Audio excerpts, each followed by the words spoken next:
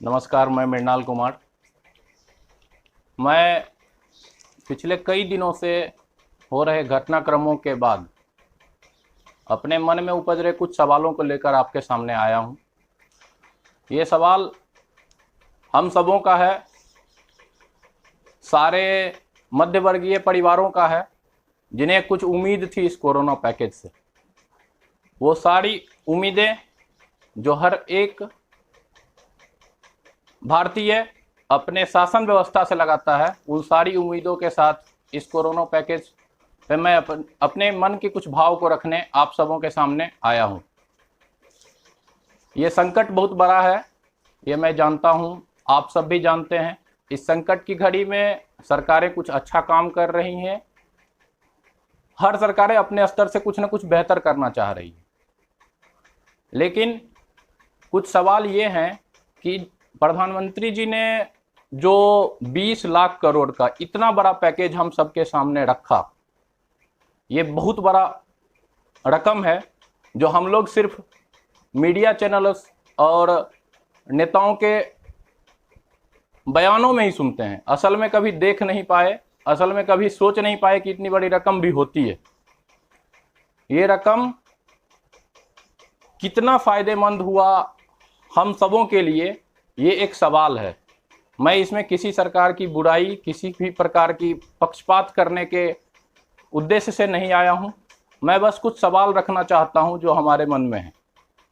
ये सवाल है कि ये कोरोना पैकेज जो कि पिछले कई सारे पैकेजों का एक ब्रांडिंग, न्यू ब्रांडिंग है, मोदी जी के भाषा में कहें तो ये एक नया पैकेज है। लेकिन साफ साफ अगर प्रधानमंत्री जी का भाषण आप लोगों ने सुना होगा तो उन्होंने बोला है कि ये पैकेज पुराने पैकेजों का भी सम्मिश्रण है। जैसे जो प्रधानमंत्री किसान सम्मान निधि था, उसमें जितना पैसा मिलता था उसको भी इसमें ऐड किया गया, या आरबीआई ने जो मॉनिटरिंग करते हुए जो भी लिक्विडिटी बढ़ाई है हमारे मार्केट में, इसको उसमें ऐड किया गया है।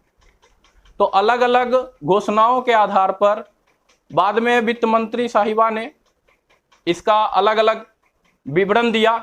इन सारे विवरणों को देख करके मैं कुछ सवाल रखता हूं आप सबों के सामने। जो पहले दिन का विवरण था, फर्स्ट डे विवरण जो हुआ, उसमें मैंने देखा कि एमएसएमई सेक्टरों को बहुत बड़ी रकम देने की कोशिश की गई लोन के रूप में, लोन के माध्यम से।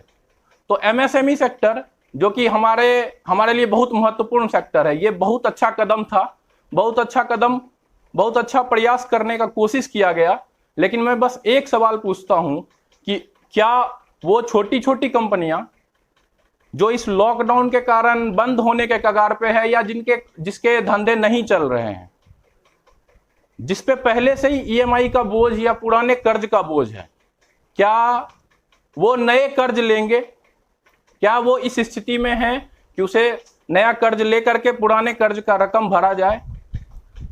दूसरा, मैं एक सामान्य वर्गीय के लिए पूछना चाहता हूं कि एक मध्यम वर्गीय परिवार, उसमें भी अलग अलग कैटेगरीज हैं, लोअर मिडिल फैमिली, उसको क्या मिला, या जो मिला क्या वो पहले से नहीं मिल रहा था? किसानों को जो मिला, किसान सम्मान निधि क्या पहले से नहीं था? या जो पैकेज आरबीआई ने दिया था कोरोना को लेकर के ही, 8 लाख करोड़ का जो पैकेज आरबीआई ने जो लिक्विडिटी के रूप में बढ़ाया, वो सारे कदम सही हैं।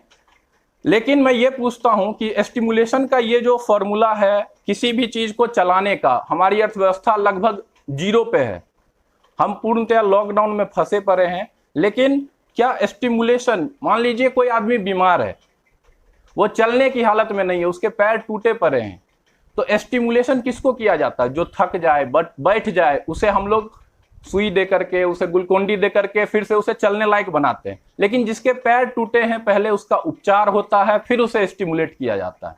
ये जो स्टिमुलेशन का पैकेज आया है, इससे क्या मध्यवर्गीय परिवार जिसपे अलग अलग प्रकार के कर्ज हैं, ईएमआई का बोझ है, चाहे कार लोन हो, होम लोन हो, एजुकेशन लोन हो, जो सबसे बड़ा है, मैं ये पूछता हूं कि उनके लिए क्या हुआ? मान लीजिए मैं एक उदाहरण देता हूं आपको, ये एक सवाल है जो आप भी सोचिएगा। ये सवाल ये है कि मान लीजिए किसी नवयुवक ने दोस्तों ने मिलकर के एक स्कूल खोला, 1-2 साल पहले खोला उसने। स्कूल अच्छा चल रहा था, उसने कुछ कर्ज लिए थे स्कूल खोलने में भी, और उसके बाद स्कूल का अपना एक्सपेंडिचर होता है हर मंथ का। उस एक्सपेंडिचर को, जैसे मान लीजिए हमारे teaching and non teaching staff को देना पड़ता है सैलरी, या फिर कर्ज लेकर के या किसी किराए के बिल्डिंग में स्कूल शुरू हुई है तो उसे हर मंथ किराया देना पड़ता है, एक बड़ा अमाउंट होता है किराए के रूप में। हम सब जानते हैं कि हम लोग पहले, हम सब में से बहुतों ने छोटे छोटे स्कूलों में पढ़ाई की है, जो प्राइवेट कन्वेंट स्कूल्स हैं, उसकी हालत हम लोगों से छिपी हुई नहीं है। मैं ये कहता हूं कि उसे क्या मिला, क्या जो 40,000 रुपये मंथली अपना किराया दे रहा अपने लैंडलॉर्ड को, या हर मंथ उसका 10,000 का बिजली बिल आ रहा हो, और हर मंथ उसे लगभग 60-70 हजार रुपये अपनी टीचिंग नॉन टीचिंग स्टाफ को पे करना पड़ता हो, तो टोटल अगर उसका एक्सपेंडिचर जोड़ लें तो वो 1-1.25 लाख के आसपास जाता है। वो तो पिछले 3 महीने से ठप पड़ा है।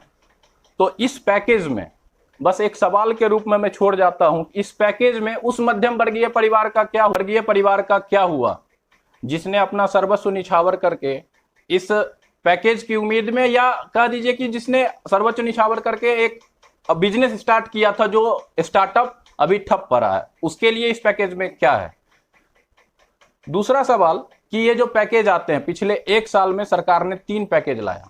पहला जो हमारा था वो इंफ्रास्ट्रक्चर में 100 करोड़ का एक पैकेज आया था लोन के रूप में। बैंक लोन तब देगी जब बैंक को उम्मीद होगा, जैसे जो मैं रखना चाहता था आप सबों के सामने। बस एक शेर के साथ मैं अपने उस सवाल को समेटता हूं, और आप भी सवाल पूछने के कायल होइए। सवाल हमेशा आपके मन में होना चाहिए अपने शासन के प्रति, प्रशासन के प्रति, क्योंकि कुर्सी का नशा एक अलग नशा होता है। तो एक शेर है बशीर भद्र साहब का, मैं कुछ बोलूं तो इल्जाम है बगावत का, मैं कुछ बोलूं तो इल्जाम है बगावत का, और ना बोलूं तो बेबसी सी होती है। धन्यवाद। आप भी